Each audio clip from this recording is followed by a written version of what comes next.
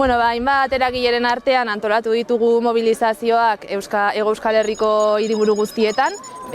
Justo betetzen denean hilabete bat, imperialismo yankiak Venezuelan egin zuen azken erasoaz, hildako baino gehi utzi zituen eta eraman zituzten bahituta Nicolás Maduro eta Cilia Flores.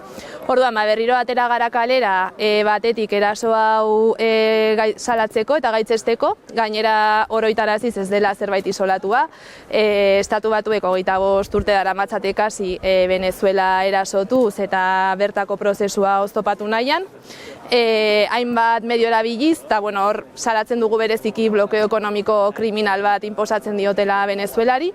Eta haiek dioten moduan, argi dagoena da berreskuratu nahi dutela Latinoamerikako eta Biaialako kontrola eta Venezuelaren kasuan bere baliabide naturalak. Hori alde batetik eta bestetik gure elkartasuna adierazi nahi diogu Venezuelako herriari eta Venezuelako prozesu venezolarrari.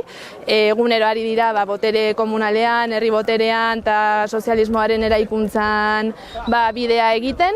Eta zentzu horretan aldarrikatzen dugu Nicolás Maduroren eta Cilia Floresen askatasuna, eta aldarrikatzen dugu baita ere gobernu venezolarraren zilegitasuna. Eta bukatzeko salatu nahi dugu hemen Euskal Herrian imperialismoa justifikatzen edo justifikatzen duten eragile ezberdinak, alderdi politikoa, komunikabideak eta bar, Venezuelako prozesua desitxuratzen dutenak eta deia egiten dugu ere Estatu Batuekiko harremanak desnormalizatzera.